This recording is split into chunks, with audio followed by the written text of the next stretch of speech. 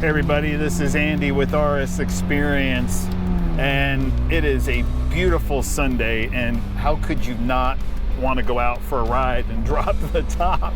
So this is a really ad hoc, kind of ad-libbed video here.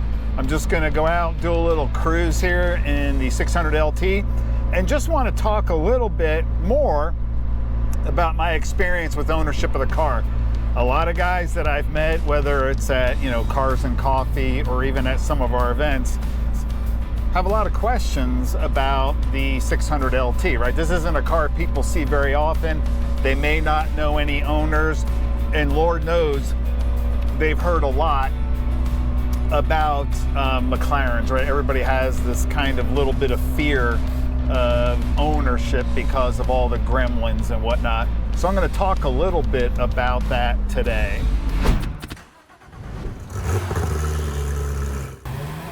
Hey, I'm Andy, a high-performance car enthusiast with a passion for well-engineered automobiles. I love to drive mountain roads with like-minded enthusiasts, along with sharing driving tips and techniques. You're probably not going to be able to hear a whole lot of the exhaust, and that's too bad because the exhaust on this car sounds pretty good. Speaking of exhaust, I've considered maybe doing some downpipes on this, like a Fab Speed catted downpipe. I have a friend who put the catless downpipes on his 600LT Spider, and it sounds amazing. I mean, the pops and the bangs, oh my gosh, sounds so good.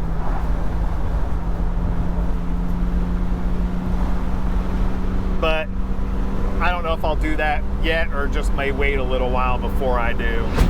So you all know, I think I've shared with you, when I was down in the mountains, I had an issue with the passenger side window.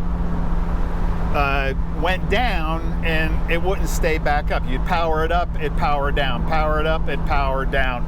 So after talking to Sean at McMedics and some of the guys on the Mclaren Life forum, they said that when this door switch gets a lot of moisture, gets wet, that's kind of a known issue. So they gave me a remedy how I could fix it so I could drive with the window up, especially if it starts raining. What am I going to do? Until I could get the window switch replaced, which was covered under warranty. So thanks to the folks at Motor Cars of Atlanta for getting me hooked up and getting me situated and getting that replacement switch. My only concern about that is it going to happen again? So we replaced the switch, that's all wonderful, but I don't know. I mean, if the switch is bad, if it's faulty from whether it's a quality issue in manufacturing or it's a spec issue from McLaren, like whatever McLaren gave their supplier specs to produce this switch is the faulty there. I don't know.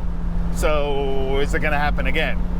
Time will tell. I will ride the car, drive the car again in the pouring down rain, and we'll find out. At least I know what to do if it happens again.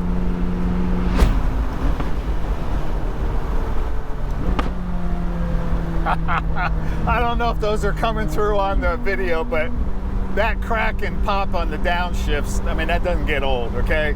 That sometimes is worth the, what is it called? The admission charge, if you will. That's a lot of fun. So one of the things I want to touch on is, so I talked about Motor Cars of Atlanta helping get me hooked up on this window switch. And because I'm in this white space, I don't have a McLaren dealership near me, what is my solution for servicing on the McLaren? So it's actually two parts. One is McMedics. In fact, I did use them here in the last 3 weeks. We did an oil change, we did a transmission service, fluid change and filters, we did a clutch service. Get those things out of the way. This way I know I have like a baseline established. I know those things were done, I know they're taken care of, and I'll probably not have to do that again while I own the car. So my solution is using a combination of Mcmedics, which they will come out to your home. I mean, that's pretty cool. So if you need to, you can't get to wherever the service is, they'll come out to your home and do the service. And then the second solution is to use Motor Cars of Atlanta. Since I'm down in the mountains every month anyway, Motor Cars of Atlanta is about 2 hours, 2.5 hours from the mountains. So I'll just extend a day and I'll go down to the Motor Cars, and if I need some servicing done, I'll get it handled that way. So as long as the car is operable, if it's inoperable, Mcmedics, blah, blah, blah, Mcmedics is going to be my solution for that. All right, let's see if you guys can pick up the sound of this exhaust here.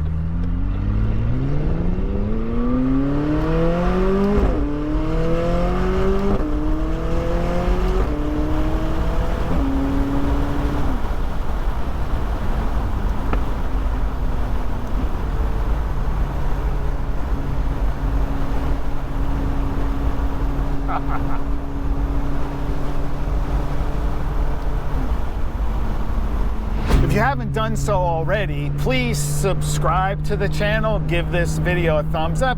It helps me to grow the channel and bring you more videos like this. One of the things I'm really impressed with the 600LT is the ride quality. And I gave a ride to a few friends last week and met them at Cars and Coffee, took them out for a drive, and they even said like they were very surprised at how comfortable. Now, of course, I do have the, these electric heated powered seats. They're not the Senna. Unfortunately, they're not the P1 seat. So that may contribute, but also, I think the wheelbase, the suspension system, it's a really comfortable ride compared to the RS. Definitely more compliant, especially on the highway. The ride is really good. And as I've shared 100 times already, I'm really impressed with the handling on the turn-in on this car. What I mean by that is the front end grip. I don't feel any push. I really don't feel any oversteer either. But I haven't driven this really that hard yet because I'm still, in the scheme of things, I'm still learning it. I've probably put close to 2,700 miles on the car now, 2,800 miles since I've had it. I haven't pushed it as hard. There'll be time for that. So I don't have anything to say like if I push it. All I can tell you is what I have pushed, it has felt really good.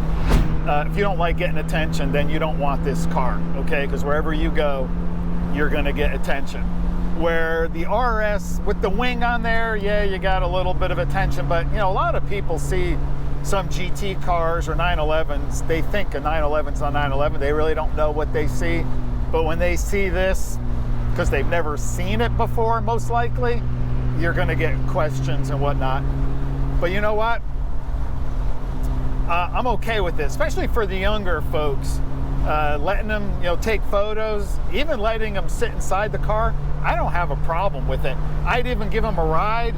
But I know some parents are going to be like, well, why would I put my kid in a car with a guy I don't even know?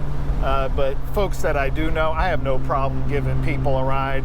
I call it, paying it forward. That's all.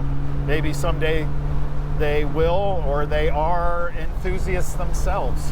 One area here, it's got this divot that in the RS, it would bottom out, and I just want to be careful here, because this car is as low as the RS for sure, maybe a little bit lower than the RS. The good news is there's some really good protection on the underside of the carbon fiber lip. I don't know if that's stock, but it's pretty good. Here's the dip. It's a nice Ferrari 488. Notice he was going slow for that dip too. He knows. So there you have it, a quick little update on the car, on some of the servicing and some of the solutions I've come up with, how I'm going to handle that. And then a little bit of an update on the car. I'll do another one, maybe another 30 days, probably our May event. And then we have our June event coming up. I'll give another update then. So hey guys, thanks for watching, and as always, stay healthy and stay safe.